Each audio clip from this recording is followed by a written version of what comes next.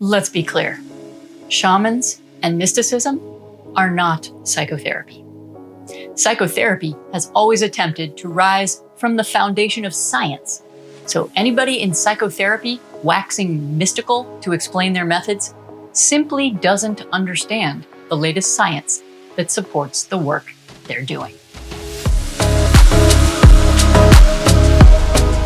Hey everybody, my name is Leah Benson, and I am a licensed body-based psychotherapist, coach, and psychedelic guide in Tampa Bay.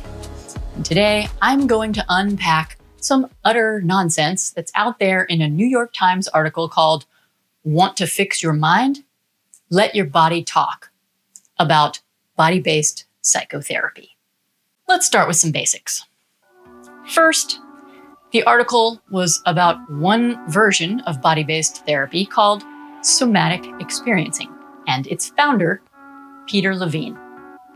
Somatic experiencing has been around for 30 or 40 years, according to Levine, but it appears to have gotten super popular during the lockdowns of the pandemic and has continued to gain traction ever since, in no small part due to the popularity of a book called The Body Keeps the Score, which is itself full of some downright nonsense. Now, don't get me wrong, I don't dislike the book in total. It brought a huge amount of awareness about some very serious problems in the mental health and psychiatry systems.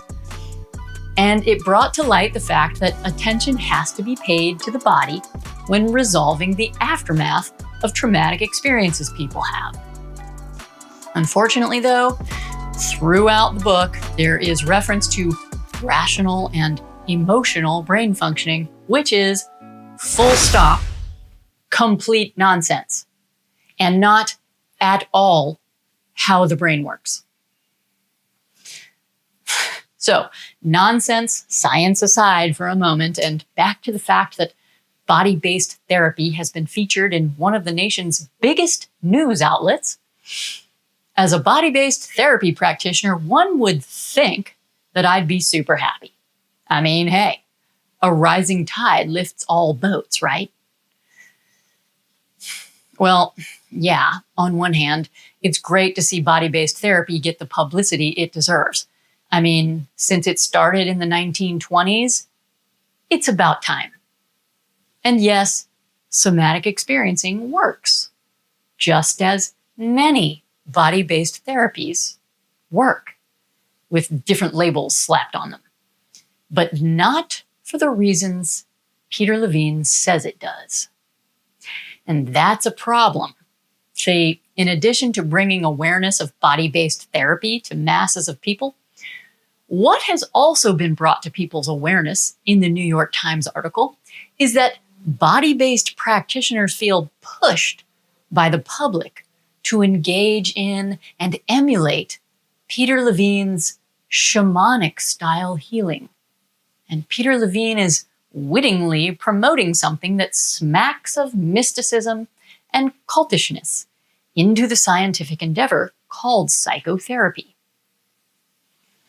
Another problem, as I have mentioned, is that the science that somatic experiencing leans on for legitimacy, called polyvagal theory, falls apart under scientific scrutiny.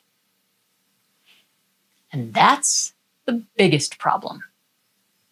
When the science you're using to legitimize your method falls apart under scrutiny, and what you're doing can't be explained to your trainees or clients with precision, you end up with a cult, complete with mysticism, shamanism, and a leader at the top who says, in essence, I and my spiritual wisdom are the reason this works. Now, am I saying that there's something wrong with mysticism or shamans? Absolutely not. They have their place, and they're super valuable in the right context. And what context would that be, you might ask? One that doesn't purport to be based on science. That's where.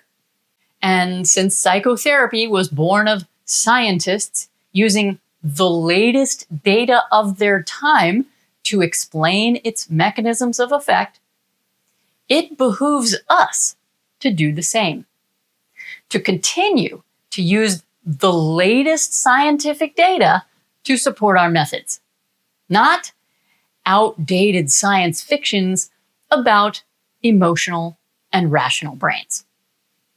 I mean, after all, psychology has a reputation as a soft science already, right?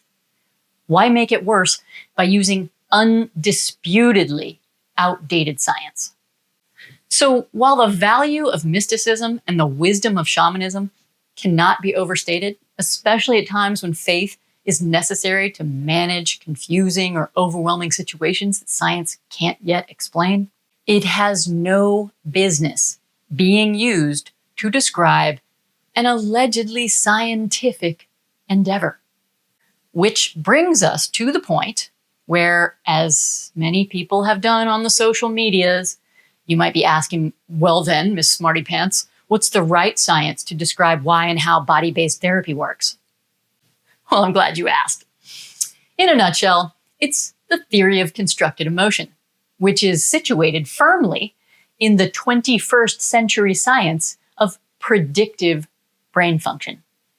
And since I don't want to make this video another 30 minutes long, I'll just direct you to my video on YouTube called Mental Health Made Simple, where I explain it all in case you want to spend the time. Here's the thing. What's great about understanding how therapy works from the perspective of predictive brain function and the theory of constructed emotion is that nothing about what's going on in therapy or in your mental life is particularly mysterious or mystical. It's all very simple to understand and very simple to unravel from a practical standpoint. Nothing gets complicated by convoluted ideas. You don't have to ascribe to any particular brand of therapy talk or cultural belief systems. You don't have to believe in mythical circuits in your brain that you're a victim to. You just understand that mental health, at its foundation, is based on simple energy function, and that there are 5 levers you can manipulate to alter your mental experience, which again, if you want to understand, check out my video, Mental Health Made Simple, for an explanation. Now, let me circle back to the New York Times article and wrap this thing up. In the end, does it really matter if Peter Levine says that healing modalities will be a combination of the scientific and the spiritual in the future? No, it really doesn't. In fact, I would say that, in truth, they already are to some degree, depending on how you define spirituality. But to say that your method is based on science, and then to lean into mysticism because your outdated science is unable to explain computationally why your method works, is irresponsible and exploitative. It puts your followers into a position to continue to follow you and your mystical ideas to give them solace in their confusing and overwhelming life situations. And that's fine, totally fine. But that's not therapy. And it's not science.